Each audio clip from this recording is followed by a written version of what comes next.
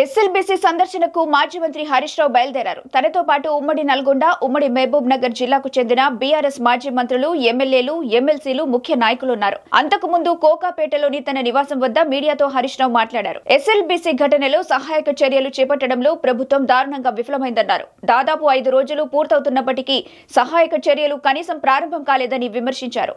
మంత్రులు అక్కడికి వెళ్లి హెలికాప్టర్లలో టీవీ ఇంటర్వ్యూలు ఇవ్వడానికి పోటీ పడుతున్నారు తప్ప సహాయక చర్యలు చేపట్టడంలో పూర్తిగా ఫెయిల్ అయ్యారని తెలిపారు. హెలికాప్టర్లలో చక్కర్లు కొట్టడం, టీవీ ఇంటర్వ్యూలు ఇవ్వడం ఏమిటో అర్థం కావడం లేదన్నారు.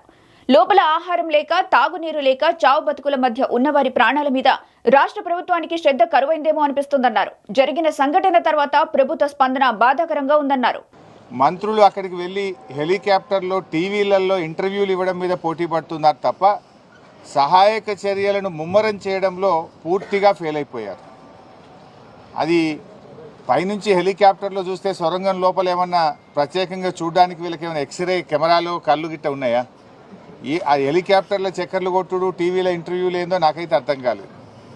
ఇప్పుడు మీరు కనీసం ఇలా 5 రోజులు అయింది. ప్రతి నిమిషం కూడా చాలా ముఖ్యమైనటువంటిది. వారి ప్రాణాలు కాపాడడానికి ఒక్కొక్క నిమిషం, ఒక్కొక్క క్షణం కూడా చాలా విలువైనటువంటిది.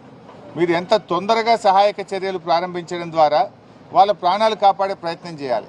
లోపల వాళ్ళకు ఆహారం లేదు, త్రాగునీరు లేదు, మరి వాళ్ళు ఎలా 5 రోజులు జీవించాలి? సో దాని మీద మీ శ్రద్ధ కరువైందేమో అనిపిస్తూ ఉంది. అసలు ఇప్పటి వరకు సహాయక చర్యల ప్రారంభమే కాలేదు. మక్కు తీయడం కానీ, ఆ టన్నల్ బోరింగ్ మిషన్ను తొలగించాలా, అది అడ్డంగా ఉన్నటువంటి పార్ట్స్ తొలగించాలా, ఆ మక్కుని ఎలా బయటకు తీయాలి, ఆ మక్కు తీస్తే మళ్ళీ తిరిగి పైనుంచి కొలాప్స్ అవుతుందా, ఒక అంచనాకు రాలేకపోతున్నారు, ఒక అవగాహనకు రాలేకపోతున్నారు. అంటే ప్రమాదం జరగడం దురదృష్టకరం. సరే, అది ఎలా జరిగింది, దాంట్లో ప్రభుత్వ వైఫల్యం ఉందా, తొందరపాటు ఉందా, జియాలజికల్ సర్వే ఆఫ్ ఇండియా అనుమతి ఇచ్చిందా లేదా, అనుమతిస్తే ఏం జాగ్రత్తలు చెప్పింది, ఆ జాగ్రత్తలు వీళ్ళు పాటించారా లేదా, అవన్నీ విషయాలు బయటకు రావాలి. కానీ ఇలా జరిగిన సంఘటన తర్వాత ప్రభుత్వ స్పందన చాలా బాధాకరంగా ఉంది. ఇక రేవంత్ రెడ్డి తీరుపై ఓ రేంజ్ లో ఫైర్ అయ్యారు మాజీ మంత్రి. హెలికాప్టర్ వేసుకుని ఎన్నికల ప్రచారానికి వెళ్లాడు. 8 మంది ప్రాణాలు ముఖ్యమా, ఎన్నికల ప్రచారం ముఖ్యమా అని నిలదీశారు. కనీసం అక్కడికి వెళ్లి ఒక డైరెక్షన్ ఇవ్వడంలో రేవంత్ రెడ్డి, నీటిపారుదల శాఖ మంత్రి పూర్తిగా ఫెయిల్ అయ్యారన్నారు. ఇప్పటి వరకు ఒక్క అడుగు ముందుకు పడకపోవడం బాధ కలిగించే అంశమని తెలిపారు. ఒక్కొక్కరు ఒక్కో మాట చెబుతున్నారు. అనేక టీంలు వచ్చాయని అంటున్నారు. కానీ డైరెక్షన్ ఈ ప్రభుత్వం ఇవ్వాలని చెప్పారు. కానీ అందులో పూర్తిగా ఫెయిల్ అయ్యారని అన్నారు. మేము సంయమనం పాటిస్తుంటే కాంగ్రెస్ పార్టీ చిల్లర రాజకీయాలు చేస్తుందని మండిపడ్డారు. ఉత్తమ్ టన్నెల్ దగ్గర కూర్చొని బీఆర్ఎస్ మీద బురద జల్లే ప్రయత్నం చేస్తున్నారన్నారు. ముఖ్యమంత్రి మాటలకు, ఉత్తమ్ మాటలకు పొంతన లేదన్నారు. బీఆర్ఎస్ ని విమర్శించే నైతిక హక్కు కాంగ్రెస్ కి లేదని తెలిపారు. ముఖ్యమంత్రి ఏమో హెలికాప్టర్ వేసుకొని ఆయన ఎన్నికల ప్రచారానికి పోతున్నాడు. ఇక 8 మంది ప్రాణాలు ముఖ్యమా, ఎన్నికల ప్రచారం ముఖ్యమా రేవంత్ రెడ్డి గారికి? కనీసం ముఖ్యమంత్రి అక్కడికి వెళ్ళి ఆ సహాయక చర్యల్ని ముమ్మరం చేయడంలో కానీ, ఒక డైరెక్షన్ ఇవ్వడంలో కూడా అటు ముఖ్యమంత్రి గారు, ఇటు నీటిపారుదల శాఖ మంత్రి కూడా పూర్తిగా ఫెయిల్ అయిపోయారు. మేము బీఆర్ఎస్ పార్టీ తరఫున సహాయక చర్యల్లో ఇబ్బంది కలగొద్దు, ప్రభుత్వానికి సహకరించాలి, సంయమనం పాటించాలని చెప్పి గత 4-5 రోజులుగా మేము వెయిట్ చేశాం. కానీ బాధ కలిగే అంశం ఏంటంటే ఇప్పటి వరకు ఒక్క అడుగు ముందుకు బల్లే. There is no direction. దాదాపు 10 ఏజెన్సీలు ఉన్నారు.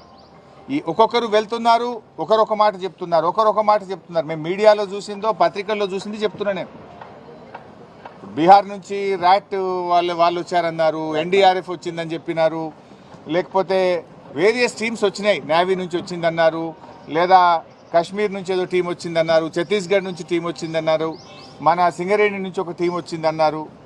What is the direction? అది ఎవరు ఇవ్వాలి? గవర్నమెంట్ ఇవ్వాలి. అందరి మాటలు విని ఒక స్పష్టంగా ఒక లైన్ ఆఫ్ యాక్షన్ ఇచ్చి దాన్ని వేగవంతంగా చేసి వాళ్ళని బయటకు తీసుకొచ్చే ప్రయత్నం చేయాలి. అందులో పూర్తిగా ఫెయిల్ అయిపోయింది గవర్నమెంట్. బాధ కలిగే అంశం ఏంటంటే మీ ఫెయిల్యూర్ను కప్పిపుచ్చుకోవడానికి చిల్లర మాటలు మాట్లాడుతున్నారు.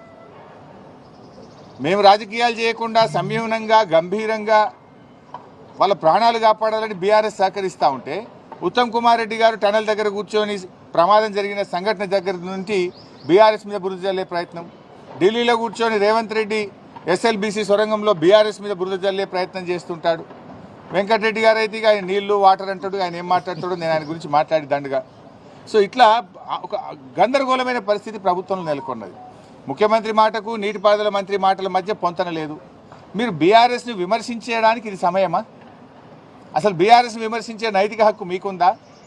అంటే తమ తప్పును కప్పిపుచ్చుకోవడానికి ఇతరుల మీద నెపం నెట్టే ప్రయత్నం చేస్తున్నారు. అన్ని విషయాలు నేను అక్కడ డీటెయిల్గా మాట్లాడతాను. సో ఈరోజు మా మహబూబ్ నగర్ మరియు నల్గొండ జిల్లా మాజీ మంత్రివర్యులు, మాజీ శాసనసభ్యులు, శాసన మండలి సభ్యులు, పార్టీ సీనియర్ నాయకులు అందరం కలిసి అక్కడికి వెళ్ళి మరి ఎవరైతే బాధిత కుటుంబాలు ఉన్నాయో వారికి ఓదార్చడానికి, వారికి ధైర్యం చెప్పడానికి, మరి ప్రభుత్వ సహాయక చర్యలు నిజంగా ఎలా జరుగుతున్నాయో, కరెక్ట్గా చేస్తున్నారా లేదా, మాకుండే అనుభవాన్ని, మాకుండేటువంటి ఆలోచనలు కూడా వీలైతే త్వరితగతిన వేగవంతంగా సహాయక చర్యలు జరపడానికి మా యొక్క సూచనలు కూడా అందించాలనే ఉద్దేశంతో బీఆర్ఎస్ పార్టీ బృందం మేము అక్కడికి బయలుదేరి వెళ్తున్నాం.